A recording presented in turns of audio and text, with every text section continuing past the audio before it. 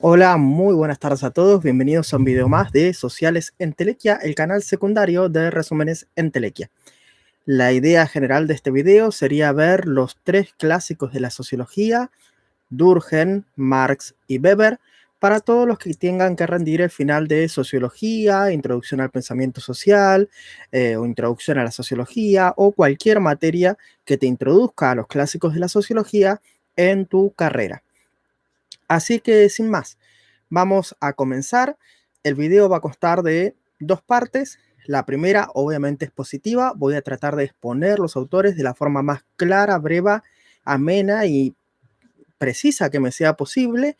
Y obviamente después vamos a tener un apartado o una sección de preguntas donde pueden ir consultando sus dudas al respecto. De más está decir que durante el momento de la exposición, en la primera parte del directo, no estaré contestando dudas, sí estaré contestando dudas en la segunda parte. Así que, sin más, vamos a comenzar. Y una última aclaración.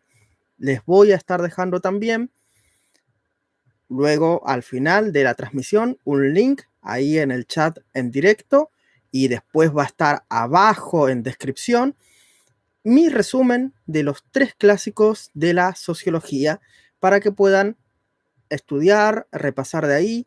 El resumen está hecho muy completo, muy sencillo, muy práctico, así que ese va a ser mi pequeño regalo. Si algún día publico un libro, quédense tranquilos que va a ser ese el material base.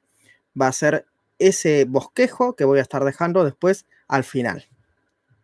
Bueno, se han unido con Ef, le doy un saludo. Daniela también, saludos para ti desde Loma de Zamora. Saludo, Daniela. Bueno, sin más, como les dije, vamos a la parte expositiva y luego al final de la transmisión voy a contestar cualquier duda, cualquier pregunta con respecto a los clásicos de la sociología. Bueno, muchísimas gracias, Eric. De paso que están comentando, quería saber si se me escucha bien.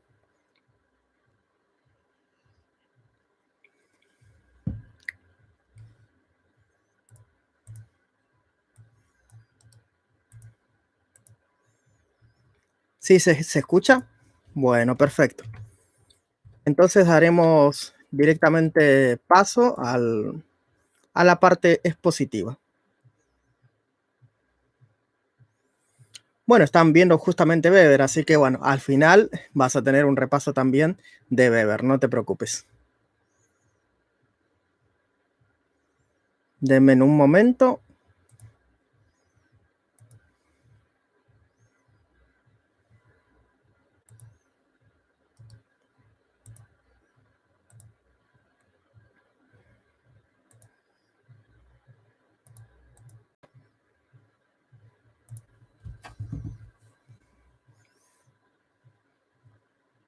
Que voy a activar la transmisión.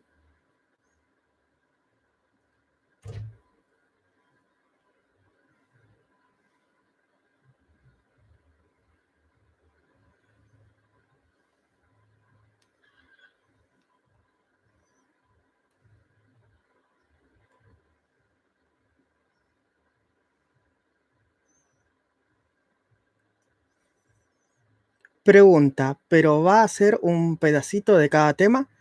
Sí, voy a hablar primero de Durkheim, luego de Marx, luego de Weber, y al final de la transmisión van a poder hacer cualquier duda, cualquier consulta, cualquier pregunta que tengan sobre estos autores y voy a estar resolviendo hasta que me dé la voz. No se preocupen.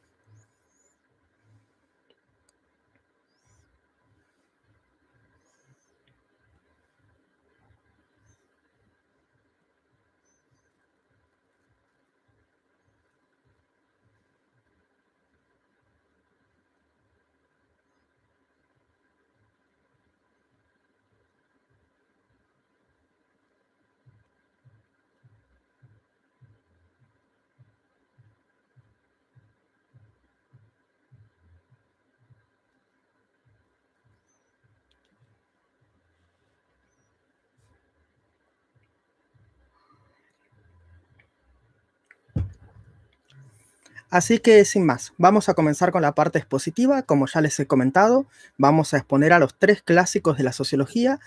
Al final hacemos ronda de preguntas y respuestas, así que no se preocupen, no estén comentando ansiosamente porque si no también eso me distrae un poco de la exposición. No se preocupen que apenas termino de exponer a los tres autores, contesto cualquier duda, cualquier pregunta que tengan al respecto. También al final voy a compartir el link a todo lo que he resumido de todos los clásicos de la sociología para que lo tengan por escrito con mis claras, sencillas y breves palabras completo. Les aseguro que es un excelente resumen. Les voy a compartir el link ahí en el chat en vivo y también va a quedar el link abajo en descripción por si no lo están viendo en vivo, que lo vean después. Así que no se preocupen. Vamos a comenzar. Vamos a ver los tres clásicos de la sociología. Esto lo he comentado muchas veces en el canal, pero depende de cada país donde ustedes están viendo la materia, va a ser diferente, obviamente, los autores que se van a ver. Del siglo XX yo no puedo saber específicamente qué autores van a ver, si van a ver a Giddens, a Bourdieu, a cualquier otro, pero sí estoy completamente seguro que del siglo XIX van a ver obviamente a Durkheim, van a ver a Marx y van a ver a Weber, razón de más por la cual vamos a exponer a estos autores que son los que todos tienen que ver en sociología, introducción a la sociología. Por eso se los llama clásicos. Cualquiera sabe lo que es un tema clásico. Un tema clásico es un tema que no pasa de moda. Lo mismo con estos autores. Estos autores están siempre vigentes. Siempre lo que nos aportan nos sirve para entender la realidad social que estamos viviendo. Hoy en día o dentro de 500 años o dentro de 1000 años. ¿Por qué? Porque su definición de sociedad, porque su definición de Estado es absolutamente moderna, contemporánea y siempre es actual. En el momento que ya no sea actual, ya no se lo estudiará como un clásico, sino como parte de la historia del origen del pensamiento social. Ustedes habrán visto que siempre hay discusiones acerca de quién es el primer sociólogo. Algunos dicen que fue Saint-Simon, otros dicen que fue Comte, Auguste Comte. Pero bueno, la verdad es que si tenemos que hablar de sociólogos stricto sensu, en el sentido estricto, obviamente solo podemos hablar a partir de Durkheim, que es uno de los fundadores de la sociología. De los otros se les puede llamar cariñosamente padres de la sociología, se los puede llamar precursores del pensamiento social, es decir, son los que van depositando esa primera piedra, esa piedra angular de que tiene que crearse una ciencia que estudie a la sociedad, que estudie específicamente lo social. ¿Por qué? Porque ya hay otras ciencias, como por ejemplo la historia, que estudia la historia de la sociedad, pero no había una ciencia que estudie la sociedad moderna, la sociedad contemporánea, la sociedad industrial, la sociedad capitalista, la sociedad en la que estábamos viviendo. El primero que ustedes habitualmente ven cuando están estudiando sociología es Saint-Simon, uno de los precursores.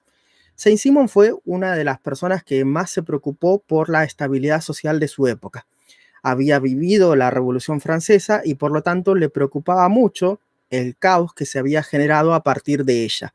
Por lo tanto, lo que él buscaba recuperar, igual es un pensamiento recurrente en los autores franceses, también estará en Comte, su discípulo, incluso llegando hasta Durkheim, es precisamente el orden. El orden perdido por esa sociedad feudal que se había transformado dramática, drástica y rápidamente en otro tipo de sociedad. De un tipo de sociedad feudal con un comercio feudal se había pasado a una sociedad no solamente industrializada, con su concentración de población en las grandes capitales europeas, sino también que a partir de la Revolución Francesa, que fue el aspecto político, se había transformado muchas de ellas en democracias liberales. Por lo tanto, este rápido, abrupto y drástico cambio había desestabilizado todas las instituciones sociales. Por eso es que Saint-Simon se preocupa por el orden y busca una ciencia de lo social que pueda encontrar ese orden perdido, que pueda encontrar esas leyes para organizar la sociedad. Eso es algo típico del pensamiento aristócrata, que tiene que haber una ley, un orden, algo que organice a la sociedad en su conjunto y que la reencauce precisamente en ese orden perdido. Obviamente el pensamiento de Saint-Simon tiene dos corrientes, una que es fisicista. Él al principio cree que se deben descubrir las leyes deterministas que organicen y estructuren la sociedad, como había sido, por ejemplo, la física newtoniana, que estaba muy en boga en esa época, y luego tuvo una corriente organicista, es decir, entendiendo a la sociedad ya no como como unas fuerzas que chocan y tienen por ahí un orden inmanente, sino más bien como un organismo vivo que está en constante adaptación, cambio, organización, y lo que busca un organismo vivo es precisamente esa homeostasis o esa estabilidad. Eso es lo que podemos ver en el pensamiento de Saint-Simon. Bueno, ustedes lo tienen invertido como el fisicismo y el biologicismo. De más está decir que el principal discípulo de Saint-Simon fue uno que fue su asistente, que fue Auguste Comte. Auguste Comte desarrolla al extremo esa búsqueda de orden. De hecho, el pensamiento de Comte es caracterizado como lo que solemos llamar positivismo. Ya vamos a ver claramente lo que significa positivismo, pero quédense con la idea de que lo que buscan es el orden. Y para Comte, el orden llevará al progreso, es decir, que una sociedad ordenada, organizada, bajo las leyes que descubra la sociología o la ciencia de lo social, va a ser una sociedad que progrese democráticamente, moralmente, industrialmente, técnicamente, tecnológicamente. Muchas veces a Comte se lo ha tachado de utopista, o más bien de tecnocrático, es decir, que soñaba con una sociedad técnica y desarrollada precisamente bajo los principios estructurados por la ciencia y la sociología como la ciencia de lo social. De Comte ya conocen ustedes los tres estadios. Comte creía que la sociedad se había organizado al principio por principios teológicos, es decir, relacionados con las creencias al principio animísticas, es decir, en las fuerzas de la naturaleza, luego politeístas, es decir, que esas fuerzas de la naturaleza se habían encarnado en diferentes dioses, cada uno con sus roles y funciones, y finalmente una más abstracta y elevada, que era el monoteísmo. Creer en un dios abstracto que rige y gobierna todo el universo es un poco más abstracto y de una mente más representacional que creer en fuerzas naturales. Eso es el estadio teológico. De ahí se había pasado al siguiente estadio, que es el estadio metafísico. Metafísico tal cual la metafísica de Aristóteles, por ejemplo. Cuando las personas ya no se satisfacen con la explicación mítico-mágica, la explicación religiosa de la sociedad, sino que empiezan a desarrollar un pensamiento filosófico. Se empiezan a hacer preguntas, explican mediante la razón, pero aún no requieren de pruebas, es decir, no remiten precisamente a lo que es la ciencia en realidad. Es decir, no están buscando una comprobación empírica en términos científicos modernos, sino que simplemente están elucubrando o especulando. Ahora bien, del estadio teológico se pasa directamente al siguiente estadio y el último, que para Comte es el más importante. Este es, claro está, el estadio positivo. El estadio positivo es el estadio actual o el estadio científico. ¿Qué quiere decir positivo? Y que es lo más importante que ustedes se tienen que quedar de Comte, si les llegan a preguntar. Positivo es lo contrario a negativo, valga la redundancia y la obviedad. ¿Qué es para Comte lo negativo? Lo negativo es el caos, el desorden, la desorganización. ¿Qué es lo más negativo que él había visto en su vida? Para él la Revolución Francesa. Para él la revolución, el terror de Robespierre, la guillotina, las revueltas, los asesinatos en masa, eso había sido profundamente negativo para la organización social. Y había sido producto de la reflexión y el pensamiento filosófico especulativo. Entonces él quería superar el pensamiento religioso y el pensamiento filosófico con el pensamiento científico. Para él lo positivo es la ciencia. Y ahí lo pueden relacionar con el término, por ejemplo, de los grados. Cuando nosotros tenemos grados positivos, quiere decir que son grados por encima de cero, que podemos contabilizar. Bueno, imagínense lo positivo como aquello que se puede contabilizar, como aquello que se puede medir, cuantificar, que vos podés ver, observar, registrar, que es todo lo propio del pensamiento científico moderno. Se basa en la observación, en la comprobación experimental. Vos observás la realidad, recolectás datos, analizás y sacás tus conclusiones. Obviamente Comte no es ingenuo, no está diciendo que hagamos únicamente teoría en base a lo que observamos. Él sabe que hay una intervención del científico y de la persona que está midiendo. Él entiende las críticas que se le habían hecho al empirismo de Bacon y Hume y demás. Pero lo que está diciendo es que toda teoría, por más que sea una idea del investigador, tiene que tener bases comprobables, empíricas, que se puedan observar. Ese es el estadio más desarrollado y el que tenemos que buscar, según Comte, en el que precisamente se pueda ver las cosas que se tienen que hacer y cómo se debe organizar la sociedad mediante la ciencia y no mediante la especulación filosófica o demás. Para él, la sociología, igual que para Saint-Simon, tenía que ser, por ejemplo, una física de lo social.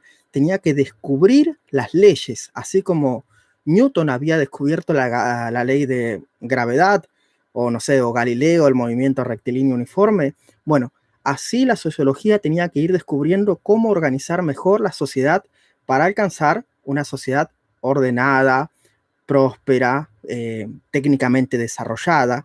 Esos son los principios fundamentales de Comte.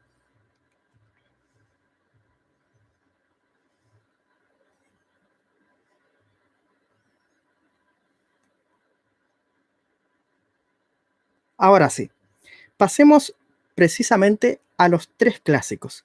Y vamos a empezar con el que está más influido por Auguste Comte, que es precisamente Émile Durkheim.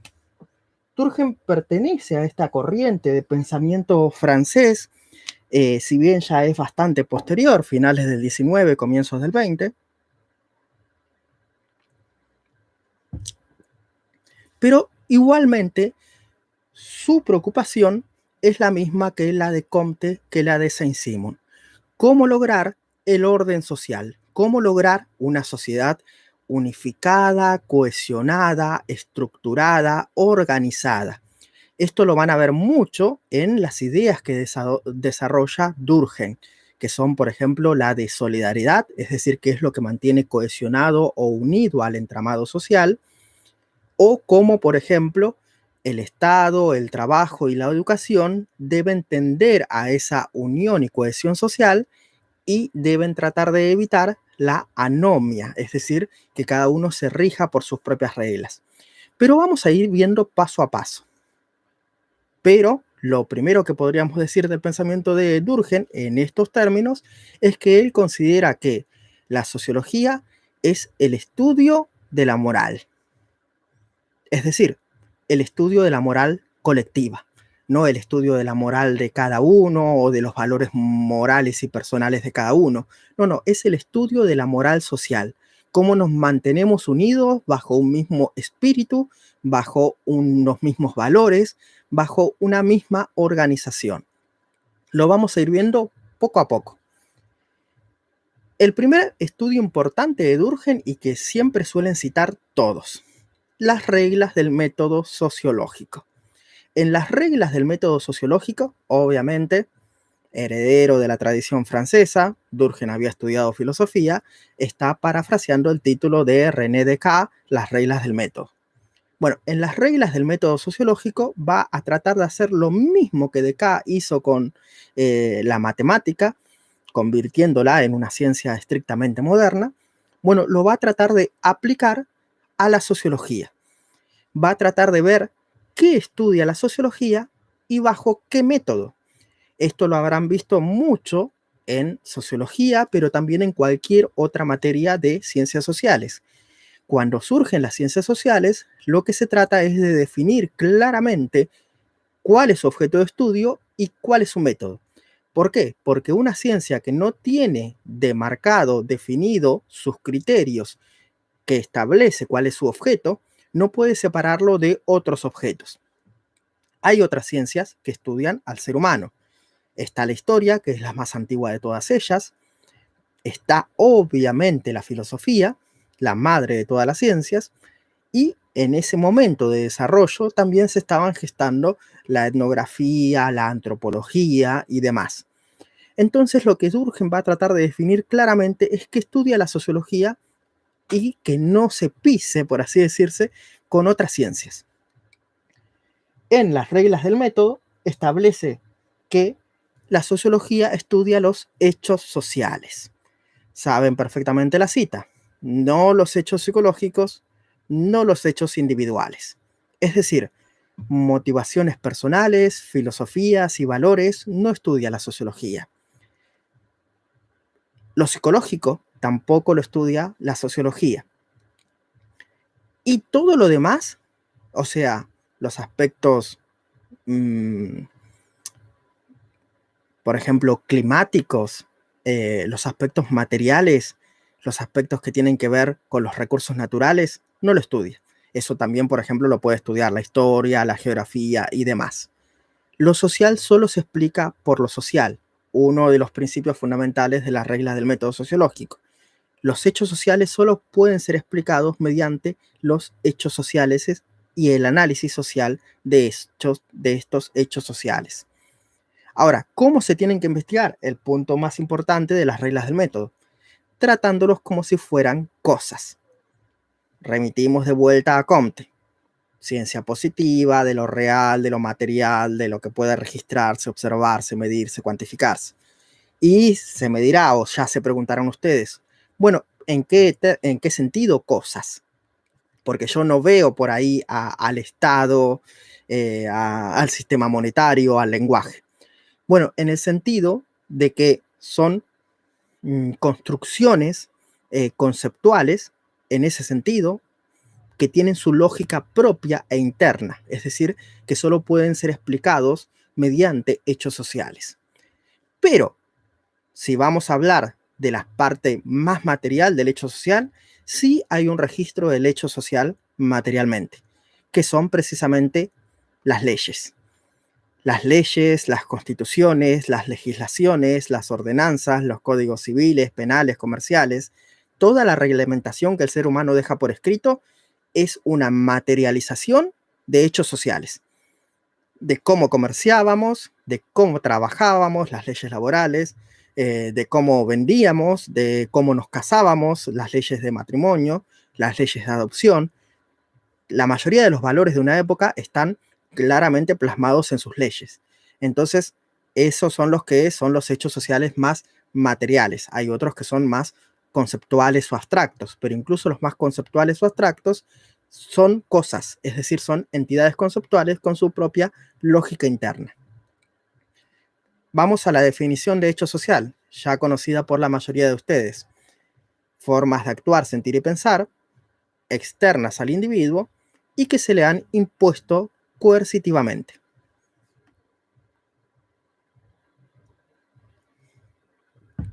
Vamos a tratar de definir breve y claramente cada uno de los aspectos de esta definición.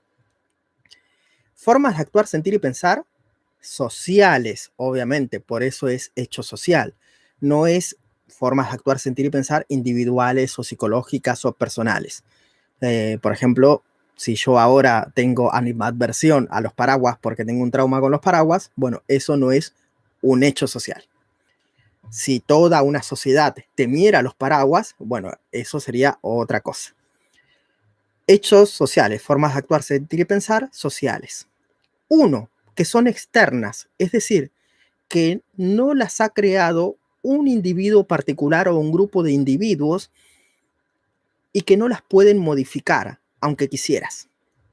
Por ejemplo, el lenguaje. El más claro ejemplo, el lenguaje inclusivo.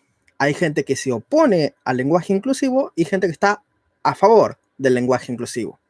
Pero como dirá Ferdinand de Saussure, nadie puede legislar sobre la lengua.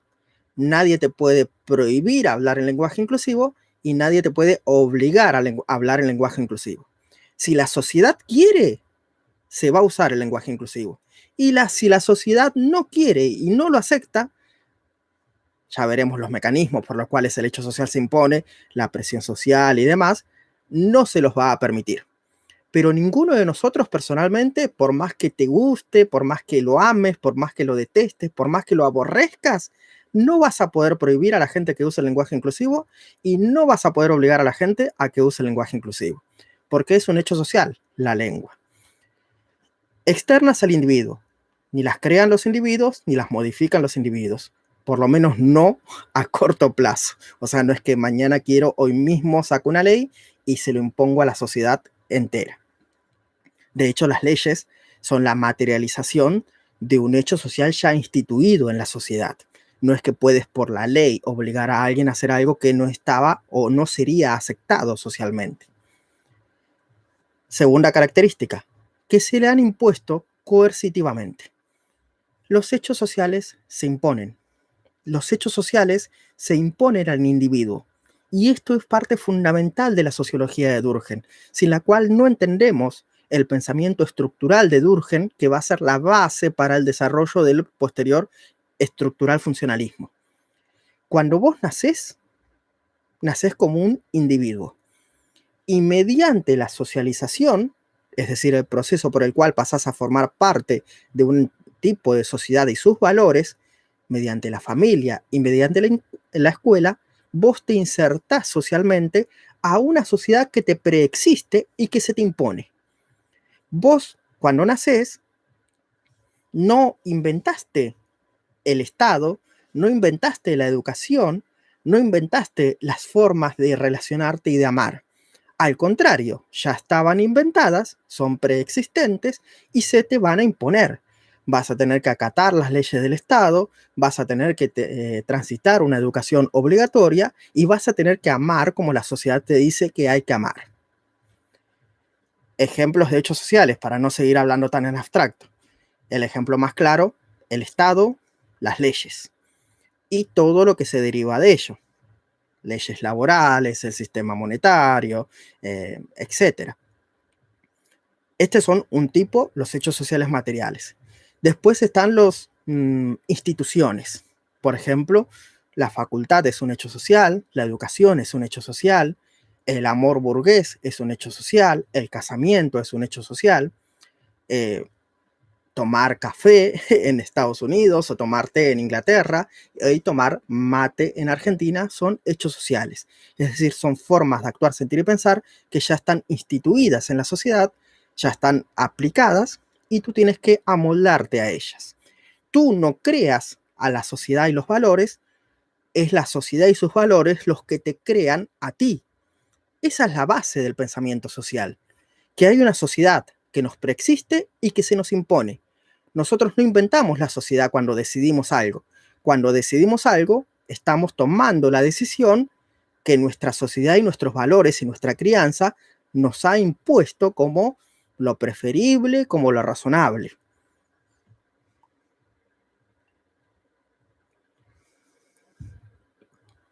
Bueno, con eso creo que quedaría claro hecho social.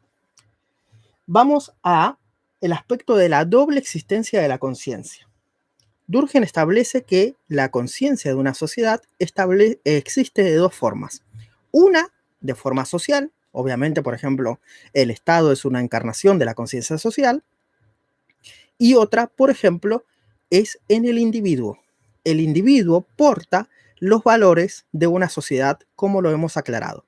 Mediante la socialización primaria, en la familia y la escuela se le enseñan los valores de respeto a la autoridad, observancia de la ley, respeto a las normas, etc.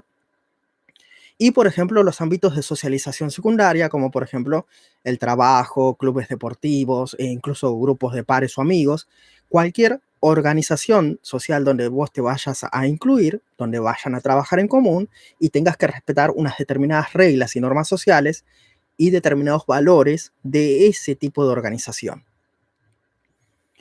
Para Durkheim existen dos tipos de sociedad y han existido dos formas en las que estas sociedades han permanecido unidas y cohesionadas. El tema que decía al principio que le preocupaba, al igual que a Comte y a Saint-Simon. Y esto lo establece en su segundo trabajo, bueno, en realidad es el primero en orden cronológico, es el segundo que voy a mencionar, la división social del trabajo, la cual fue su tesis doctoral habilitante, es decir, fue la tesis con la que se graduó.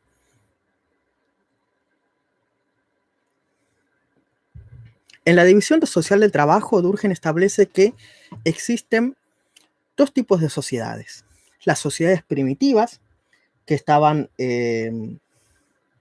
organizadas o cohesionadas con una solidaridad mecánica o directa.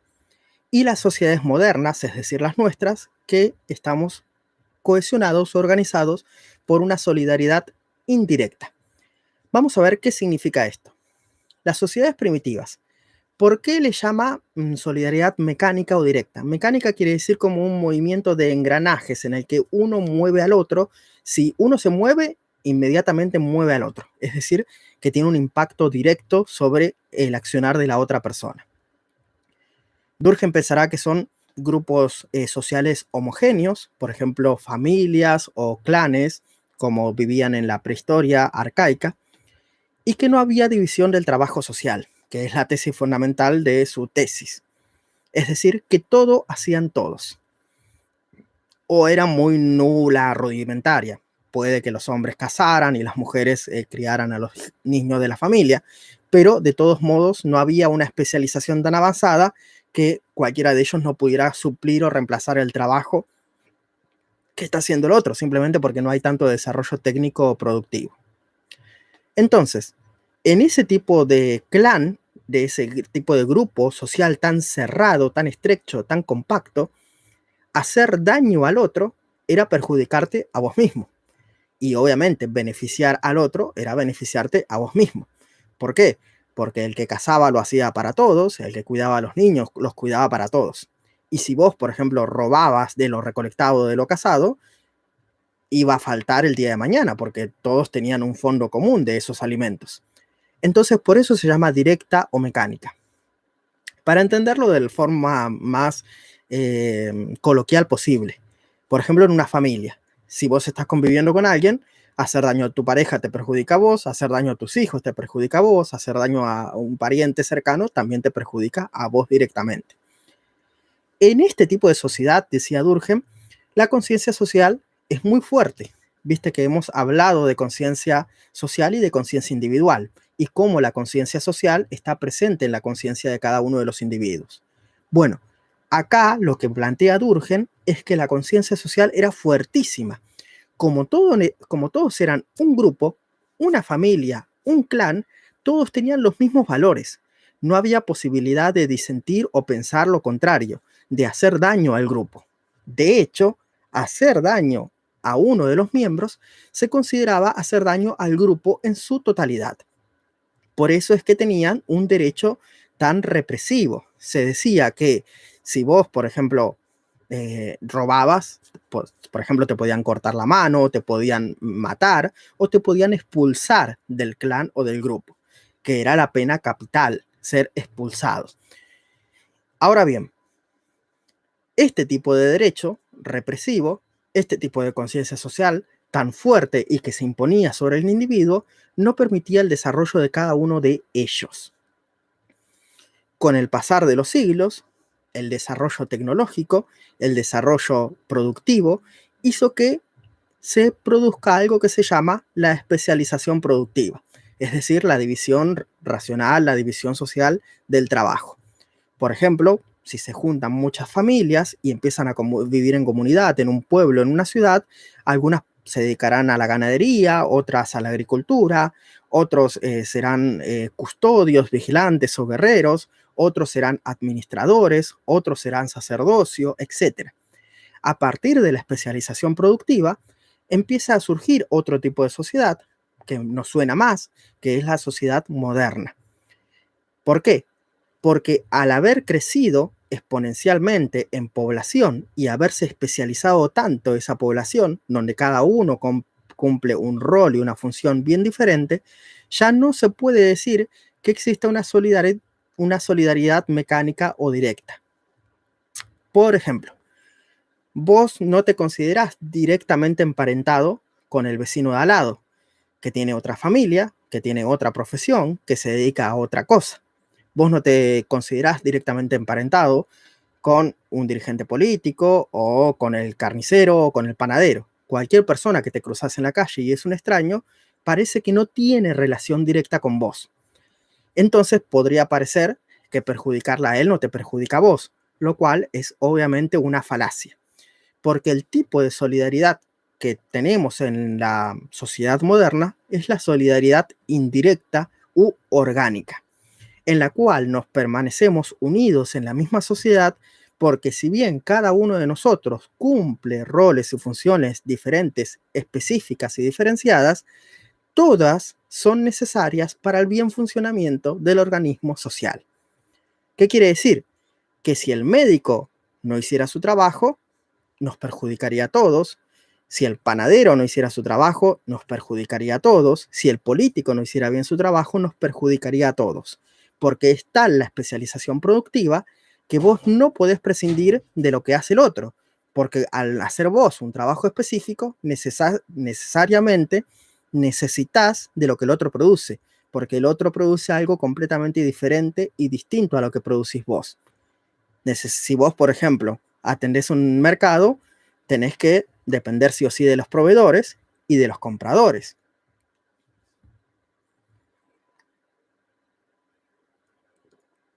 Este es el tipo de sociedad que Durkheim define como orgánica, en la cual todos somos como órganos de un cuerpo. Así como el corazón late y el pulmón recibe el oxígeno y el estómago digiere, lo mismo pasa con la sociedad moderna. Cada uno de los individuos, si bien está especializado, formado y tiene una profesión, son todos partes de un mismo organismo social que es la sociedad. Así, por ejemplo, Durkheim explica que, por ejemplo, el crimen es lo mismo que una enfermedad. Es una parte del organismo enferma y dañada que, por ejemplo, puede ser extirpada. Román dice que es organicista el mundo actual. Sí, exactamente, es lo que está planteando Durkheim. Bueno, entonces, estos son los dos tipos de solidaridad y los dos tipos de sociedad. Básicamente la solidaridad mecánica o directa en las sociedades primitivas y la solidaridad orgánica o indirecta en las sociedades modernas. Algo que me he salteado es que el derecho en el tipo de sociedad moderno es un derecho restitutivo. No es el derecho represivo de si vos haces daño, yo te hago daño, sino es el derecho de tratar de restaurar un estado de orden anterior al dañado.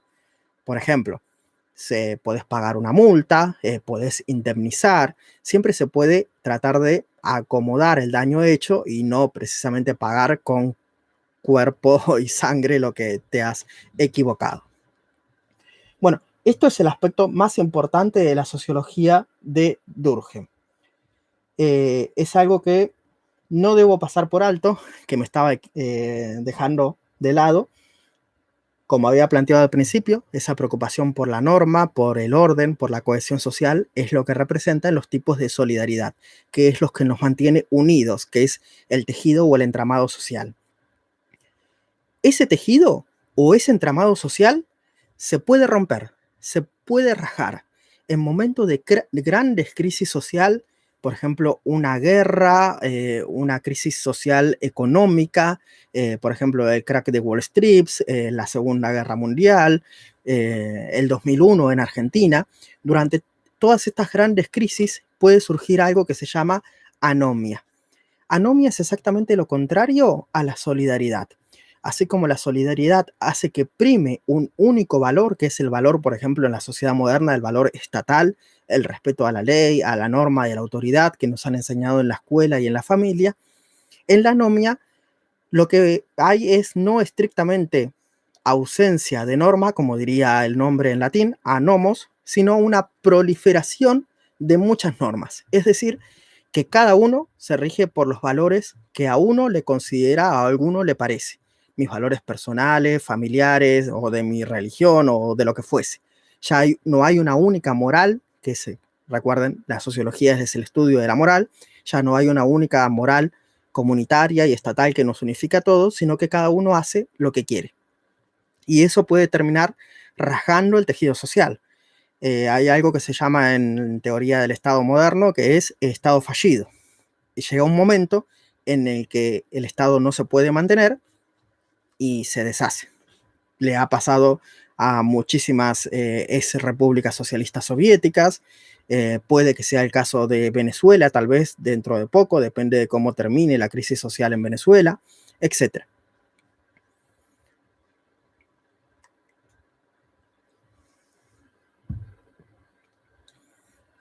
Bueno, vamos a continuar. Sí, creo que con Durkheim lo hemos abordado todo. Vamos a continuar con Karl Marx y luego vamos a terminar con Weber. Y como hemos planteado al comienzo del video, al final iré respondiendo preguntas, así que no se preocupen. Así como hemos dicho que Durkheim es un clásico de la sociología porque establece el objeto y el método claramente definidos en la regla del método sociológico y que lo social solo se explica por lo social, ¿por qué Marx es un clásico de la sociología? Porque sin el pensamiento de Marx no podríamos entender la fuerte y gran conflictividad social. ¿Por qué? Porque Durkheim y el estructuralismo forma parte de algo que más ampliamente se suele denominar las teorías del consenso, es decir, las teorías de la aceptación reformista. Consideran que la sociedad está estructuralmente bien y que con algunos recortes, modificaciones y políticas se puede ir perfeccionando. Esta utopía tecnocrática de la que hablaba Comte. Ahora, ¿qué es lo que plantean Marx y los autores críticos? Lo contrario, que la estructura social es intrínsecamente conflictiva, que hay fuerzas que se están oponiendo fuertemente, ya veremos que son las clases sociales, las clases son antagónicas y sus intereses son contrapuestos, es decir, que el beneficio de unas es el perjuicio de otras, y que eso no es salvable, que no es solventable, es decir, que no es que se va a solucionar alguna vez, es que intrínsecamente están enfrentadas y que nunca van a poder resolverse esos problemas. Y que pasen los años que pasen y tengas la democracia que tengas o tengas las políticas que tengas, siempre va a haber conflicto social. ¿Por qué? Porque existen estas clases enfrentadas. Vamos a verlo paso a paso.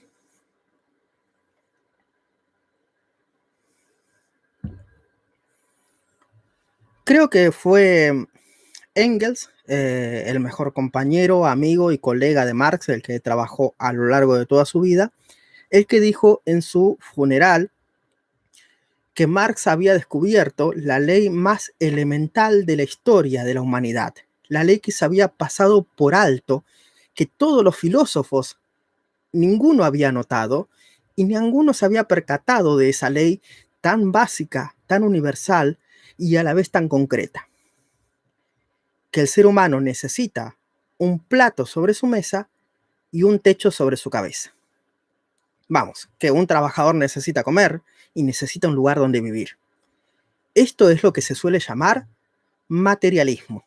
Es decir, no centrarse en la historia de la humanidad y cómo surgió míticamente, como, no sé, los contractualistas o los liberales, sino fijarse por qué le falta la comida al trabajador y qué es lo que está pasando, que un trabajador no tiene techo y tiene que alquilar y no puede alquilar.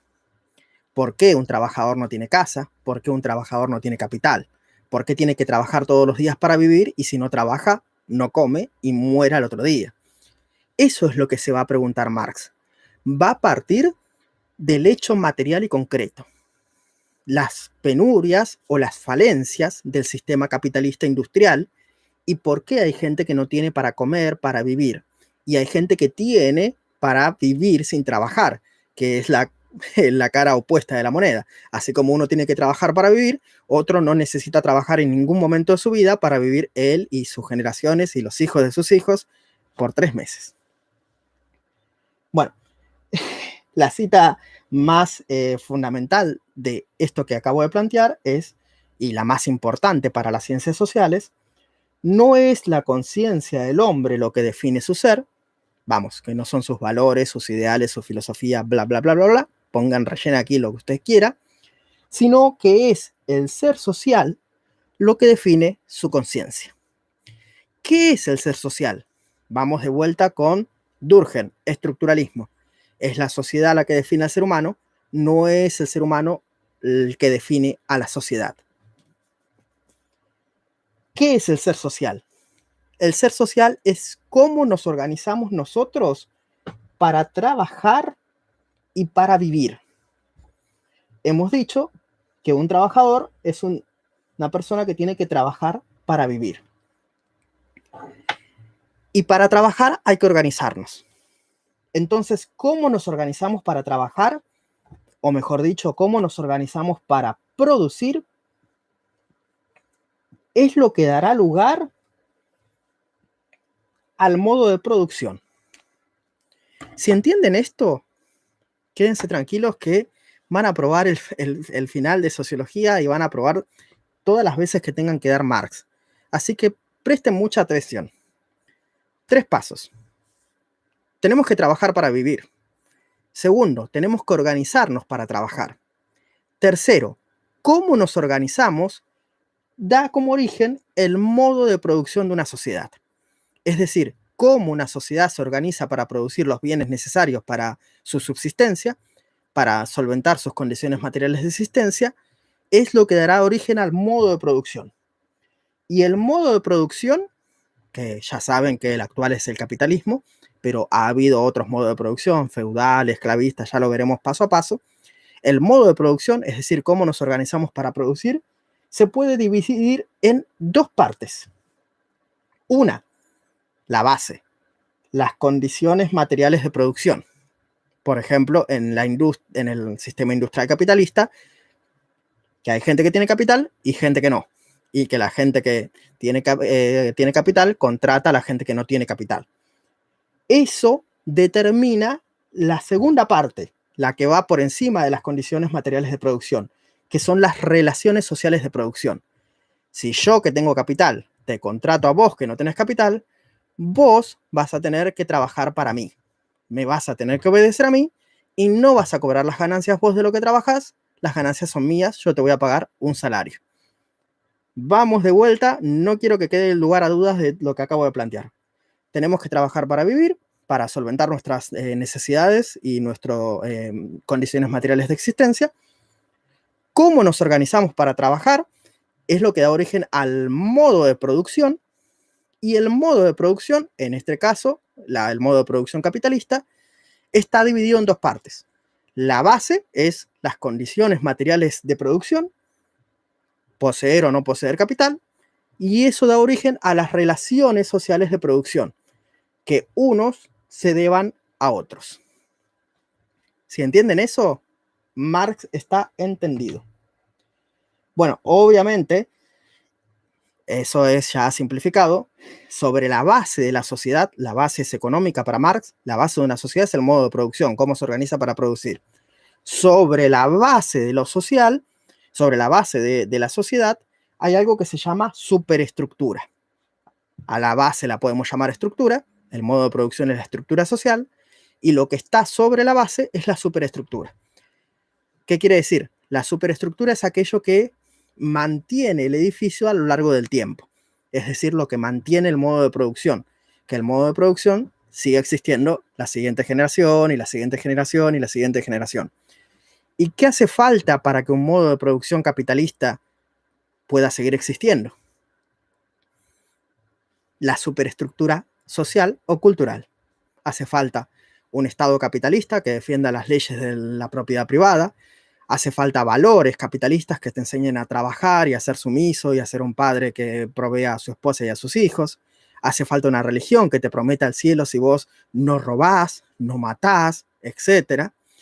Es decir, para que un tipo de modo de producción, es decir, la economía industrial capitalista, exista a lo largo de los siglos, tiene que existir una sociedad capitalista.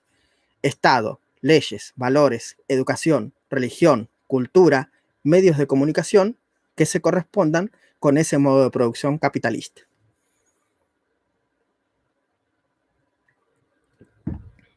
He mencionado que han existido diferentes modos de producción a lo largo de la historia. Esto es lo que se llama materialismo dialéctico. Cada uno ha dado origen al anterior, al siguiente. El primer modo de producción había sido el modo de producción tribal, las tribus, como habíamos comentado con Durkheim. Todos hacían todo y para todos, es decir, no había propiedad privada alguna. El que cazaba, cazaba para todos. El que tejía cestos de mimbres lo hacía para todos. No existía la propiedad incluso privada de los hijos. El que tenía un hijo lo dejaba al cuidado de las mujeres de la tribu, las cuales lo educaban para toda la tribu. No es que era tu propiedad privada personal. Este da origen al primer modo de producción, que es el modo de producción esclavista o de la propiedad comunal de los esclavos. ¿Por qué comunal? Porque uno suele creer que en este modo de producción uno era dueño del esclavo.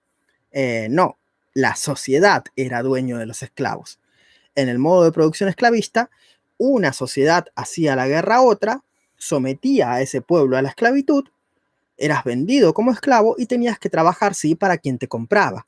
Pero quien te compraba, por ejemplo, tenía que respetar hasta cierto punto tu integridad y tu vida, porque el esclavo era una herramienta de trabajo, y no te podía liberar porque sí, obviamente.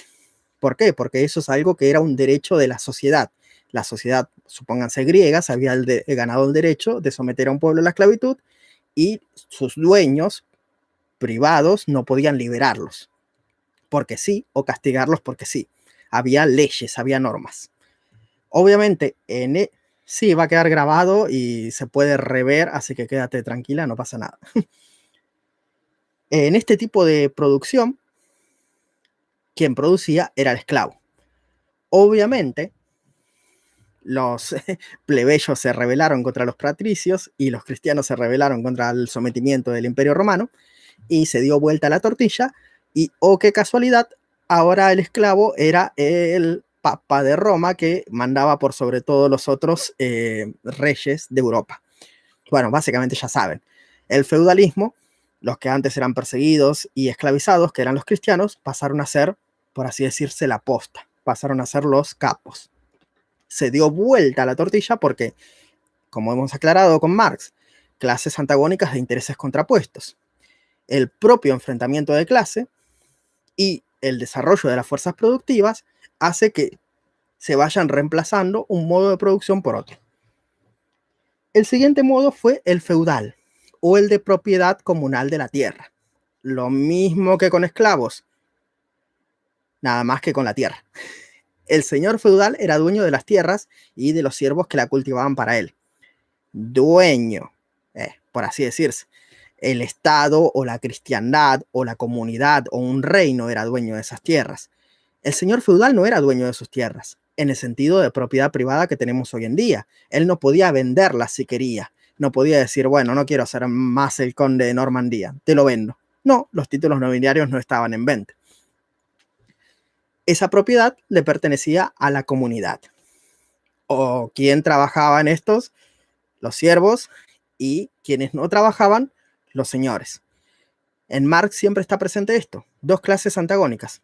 Una, la que trabaja y no puede aprovechar nada de lo que trabaja, el esclavo, que no es dueño de lo que produce, el siervo, que no es dueño de su producción agraria, y la otra clase, los patricios o los señores feudales, que ni trabajan ni producen y gozan de todos los beneficios de quien sí trabaja y produce.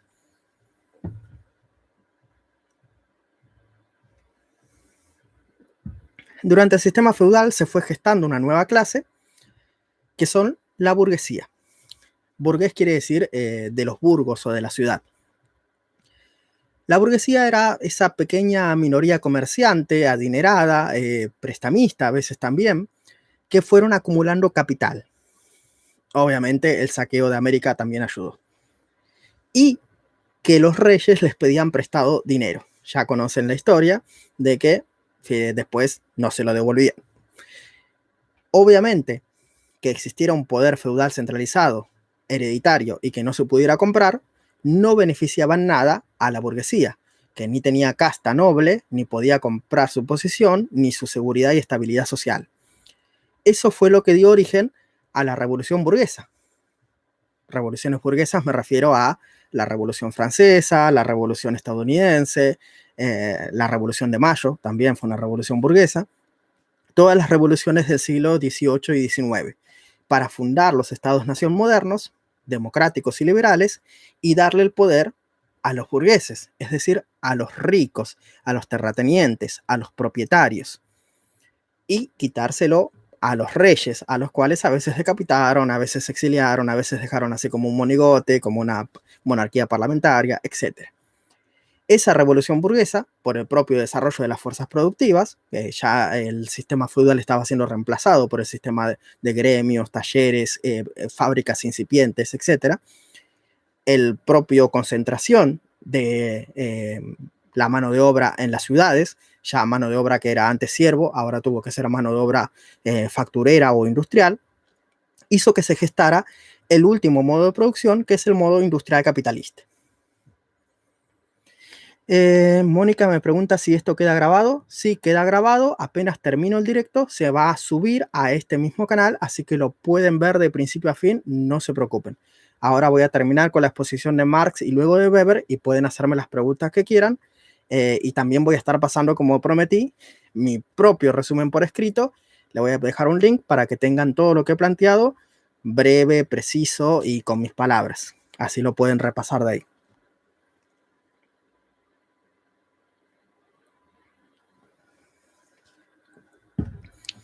Si no me pierdo, ¿en qué estaba explicando los modos de producción?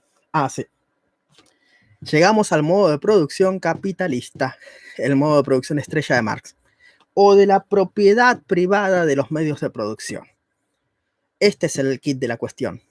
He dicho, el esclavo no era propiedad de su dueño, era propiedad de la sociedad que lo había reducido a la esclavitud.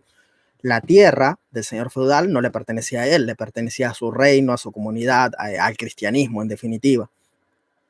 Ahora sí, los medios de producción social, la fábrica y la maquinaria son propiedad privada del capitalista, son propiedad privada del burgués, propiedad privada que no es del proletario. Para Marx, el sistema capitalista está dividido en dos clases, burgueses y capitalistas y proletarios obreros. El burgués es dueño de los medios de producción. El proletario no es dueño de los medios de producción. Por lo tanto, van al mercado común de trabajo y el capitalista le dice, bueno, yo tengo los medios para producir y vos tenés mano de obra para producir para mí. ¿Por qué no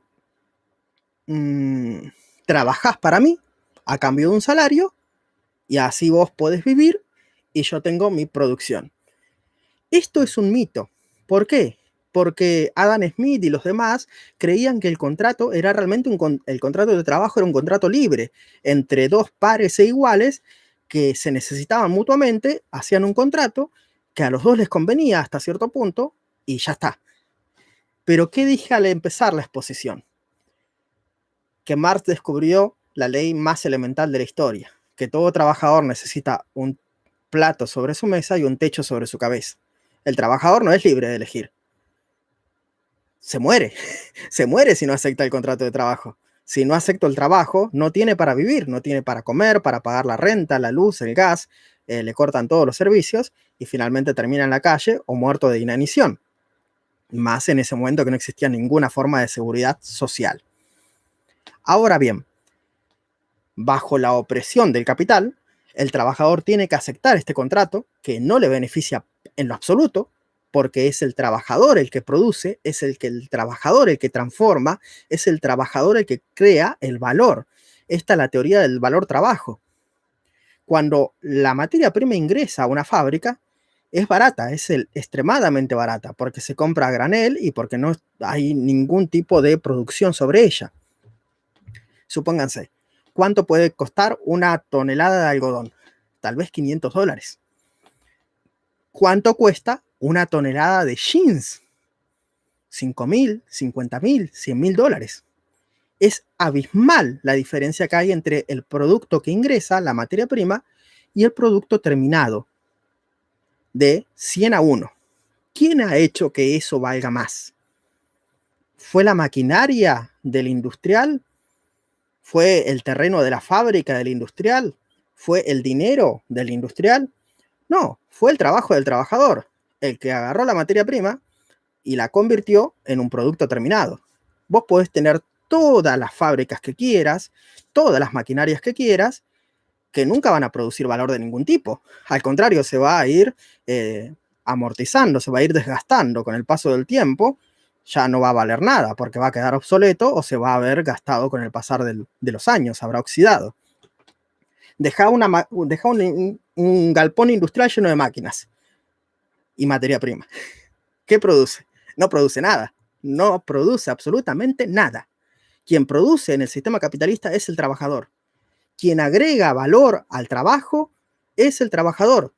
El producto terminado es el trabajo del trabajador hecho producción. ¿Quién se queda con esa ganancia? El que no ha trabajado para ello, el capitalista. ¿Ven cómo se repite esto? Una clase que lo produce todo y no goza de lo producido, una clase que no produce nada y goza de todo lo producido. Ahora bien, esto es lo que Marx denomina explotación. Muchas veces creen que el término explotación está cargado de un sentido peyorativo, de un sentido moral, de un sentido de crítica.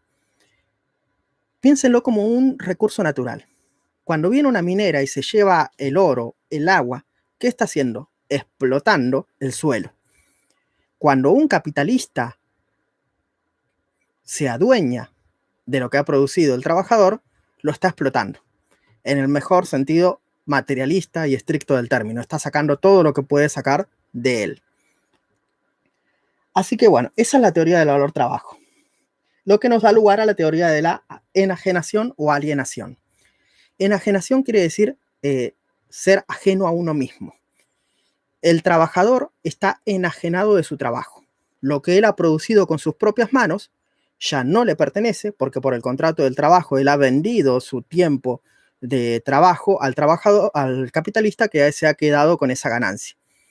Por eso, un producto que yo hice, que yo fabriqué, que yo transformé, que yo agarré de la naturaleza y lo traje al mundo de lo humano, no me pertenece. Estoy alienado, fuera de mí mismo. Como la raíz de la palabra de aliens, bueno, es lo mismo.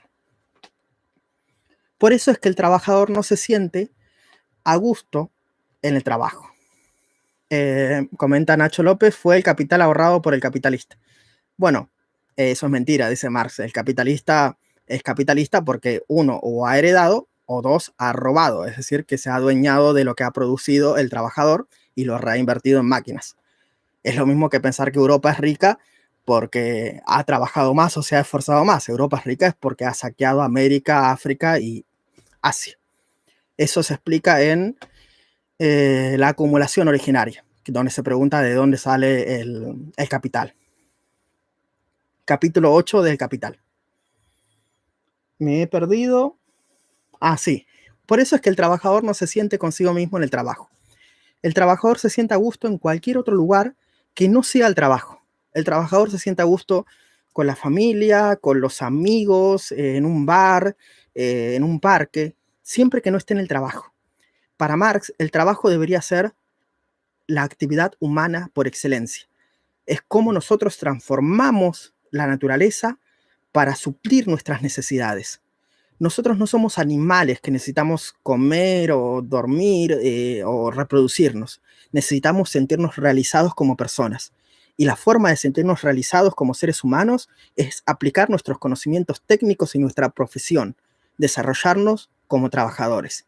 Ningún trabajador se siente humano y desarrollado y pleno en su trabajo, donde está siendo alienado, donde está siendo enajenado, donde está siendo explotado. Medios privados de producción. Bueno, creo que con eso ha quedado perfectamente explicado Marx, incluso vehementemente, que no hacía falta, pero bueno, lo he aportado. Vamos a Weber, con eso terminamos y después pueden hacerme cualquier pregunta que quieran, voy a ir respondiendo y voy a estar dejando el resumen de todo lo que he planteado por escrito, un link ahí para que lo puedan descargar. Pero primero me voy a servir café.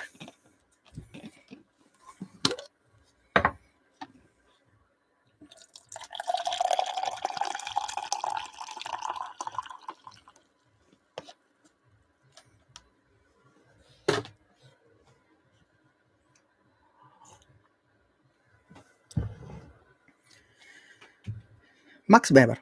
Hemos dicho, Durkheim es un clásico de la sociología porque establece el objeto y el método de estudio de la sociología y que lo social solo se explica por lo social.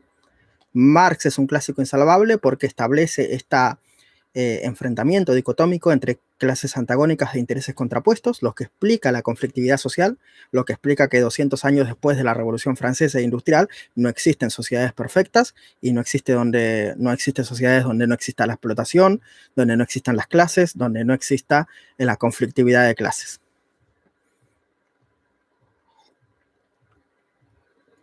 Nacho López dice, gracias por tu generosidad compartiendo esta info. Bueno, gracias a ti por ver. Ahora que me hablan de agradecimientos, muchos me han comentado de qué forma pueden agradecerme o ayudarme por todo este contenido que siempre produzco para ustedes. La verdad es que soy youtuber. La forma más fácil que tienen de ayudarme es darle like a los videos, comentar los videos. No hace falta que preguntes ni nada, simplemente me ha servido o gracias por este video, y que lo compartas con tus compañeros y con tus amigos. Obviamente, si te sirve ver el video entero, a mí me sirve mucho que lo vean entero. ¿Y qué más? Ay, se me olvidó. Bueno, sí, en el canal principal, no lo puedo decir, pero bueno, estoy en el secundario. Saltéense, no se salteen alguna publicidad, eso también me ayuda, obviamente. Pero no es ninguna estupidez o banalidad. Necesito los comentarios, los likes y los compartidos. ¿Por qué? Porque YouTube ve que ese video es likeado, es compartido, es comentado. Quiere decir que para la plataforma ese video sirve, ese video está ayudando y obviamente lo comparte a más personas. A más gente llega el video y eso es lo que más me sirve.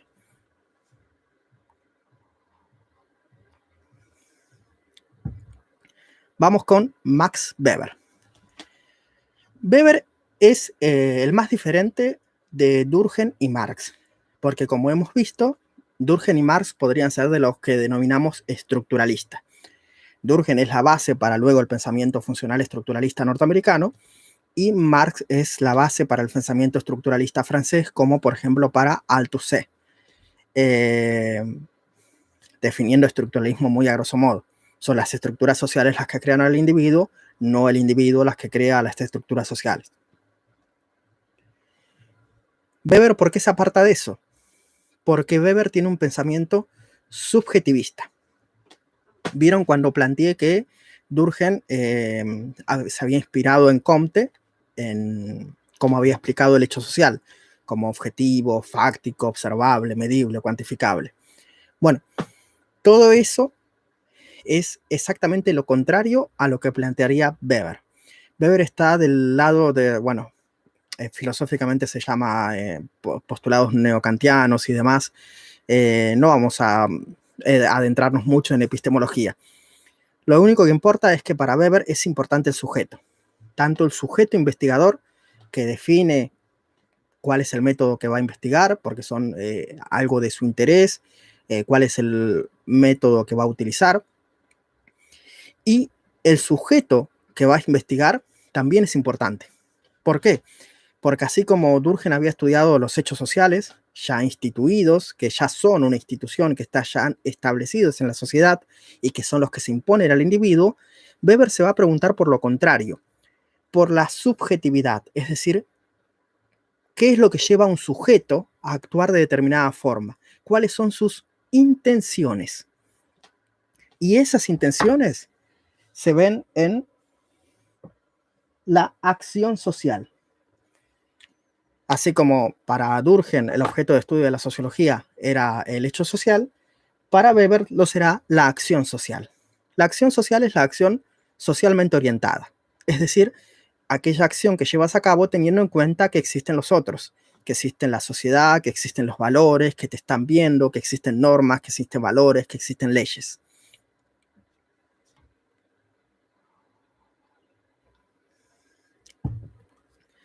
Existen 4 tipos de acción social. La acción social racional, que se puede subdividir en 2 tipos, la acción social tradicional y la acción social emotiva. La acción social racional se puede dividir en racional con arreglo a fines, que es la capitalista, diríamos en términos marxistas, no, que es la de la sociedad moderna, industrial, basado en la economía. Es aquella que considera los fines y los medios que dispongo para alcanzar aquellos fines. Es la acción pragmática, es la acción calculada, racional. El otro tipo de acción racional es la acción racional con arreglo a valores. Lo mismo que con arreglo a fines, nada más que en lugar de hacer confluir los medios materiales que tengo para alcanzar fines materiales, lo que va a tratar de hacer esta es cómo por eso es con arreglo a valores. Luego tenemos la acción tradicional, que es basada en las normas, las costumbres, los usos. Y finalmente la acción emotiva, que es precisamente la acción basada en la emotividad, en la emoción y demás.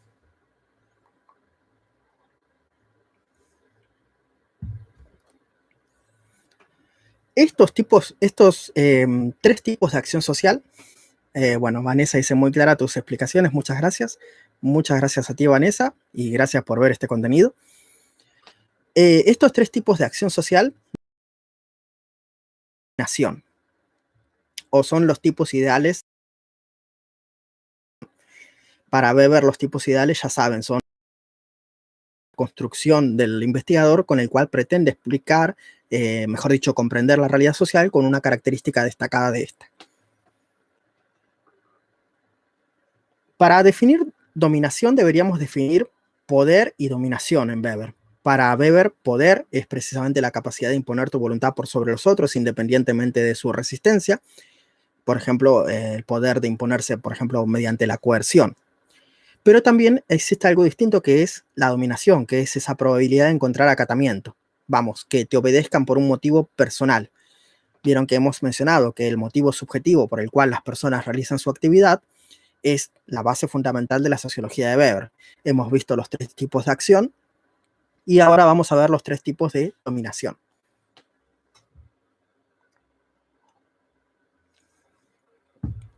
Es decir, 3 tipos de dominación, 3 razones por las cuales los sujetos obedecen a líderes, normas, costumbres y tradiciones. Existe la dominación del tipo carismática, que es siguiendo a un líder por una cualidad destacada, ya sea su voluntad, heroísmo, santidad, su carisma en general, su don de lenguas o su capacidad de hablar y de convencer. Ese tipo de dominación estaba basado en un tipo de administración muy rudimentario, que era simplemente que el líder organizaba o administraba todo, o cuando mucho, sus allegados más cercanos. Una vez muerto el líder, se puede pasar a un tipo de dominación, por ejemplo, tradicional, en la cual sus herederos o sus discípulos pueden respetar la palabra del líder y volverlo dogma, tradición. Así es como surgieron, por ejemplo, muchas religiones. La organización del tipo tradicional es precisamente una pequeña casta de curadores o de sacerdocio, por ejemplo, que se encarga de administrar ese tipo de dominación. Y, por ejemplo, se acata porque siempre se ha hecho así. por el valor, la fuerza de las normas, de la costumbre, de las leyes, de los usos y costumbres. Y hay una tensión entre seguir acatando al pie de la regla la tradición o crear nuevas tradiciones.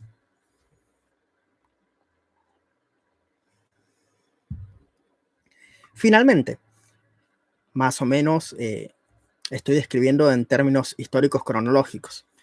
Nunca los tipos ideales se encuentran puros, siempre se encuentran mezclados. Finalmente tenemos el tipo de dominación racional legal, que es la propia del Estado moderno, en la cual todos hemos acatado mediante el pacto social respetar las mismas leyes, porque es algo que nos es conveniente a todos, es mejor la ley que la ausencia de la ley, y precisamente en este tipo de dominación, el tipo de administración es burocrática. ¿Por qué?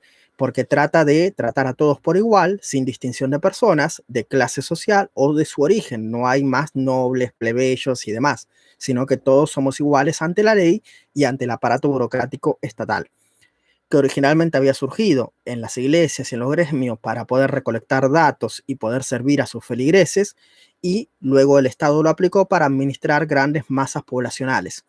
Pero a veces se ve vaciada de ese objetivo o de ese fin con el que había surgido y queda solamente el armatoste o la carcasa de hierro, que es lo que a veces se define como cascarón vacío, que mata el espíritu humano. Bueno, con los tres tipos de acción racional, tradicional y emotiva, con los tres tipos de dominación y con los tipos de organización que dependen de esos tipos de administración, vamos terminando Weber. Creo que es, me he dejado únicamente por fuera la definición de Estado, pero ya la conocerán seguramente. Grupo de personas que arroga para sí el uso o el monopolio de la violencia legítima. Vamos, que el Estado puede ejercer justicia, policía, dictar leyes, hacerlas cumplir, juez, jurado y verdugo, cosa que los civiles no pueden hacer. Bueno, con eso es toda la explicación que tenía para dar sobre los precursores de la sociología, sobre Durkheim, Marx y Weber. Ahora sí estaré contestando preguntas si tienen algunas y compartiendo el resumen, el link del resumen.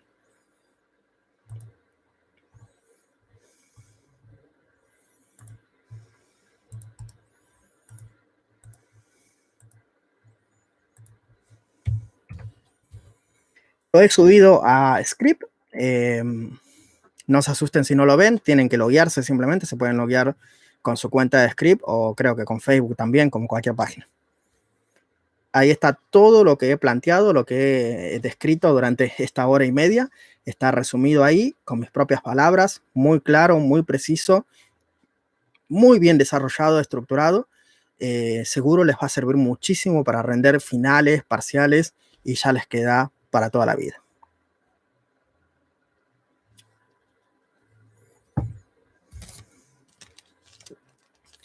Estamos en ronda de preguntas. Si alguien quiere hacer alguna pregunta.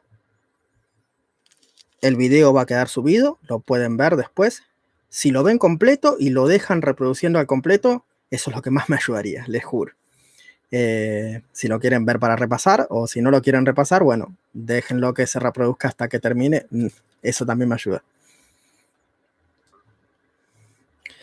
Y el link también que he compartido acá en el chat también va a estar abajo en descripción del video cuando lo vuelva a subir, no se preocupen.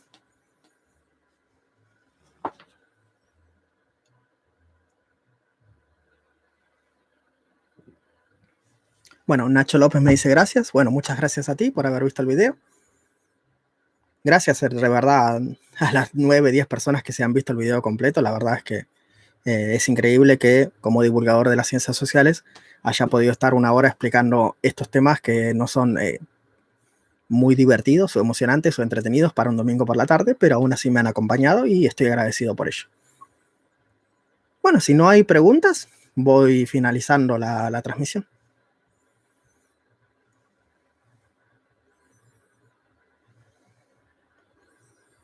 Bueno, sin más, muchas gracias por habernos acompañado. Los haces muy interesantes. Bueno, muchas gracias, Nacho. Muchas gracias por haberme acompañado. Como les he dicho, si quieren agradecerme, simplemente like, siempre manito arriba a cada video, compártanlos con compañeros, no salten la publicidad si pueden Y este video en particular, les pediría el favor, si pueden ahora cuando lo subo, cuando se resuba al canal, cuando termino de transmitirlo se resube automáticamente, déjenlo reproducir de principio a fin, porque eso me ayuda mucho en este canal secundario que recién estoy empezando. Bueno, muchas gracias a todos, saludo grande y adiós.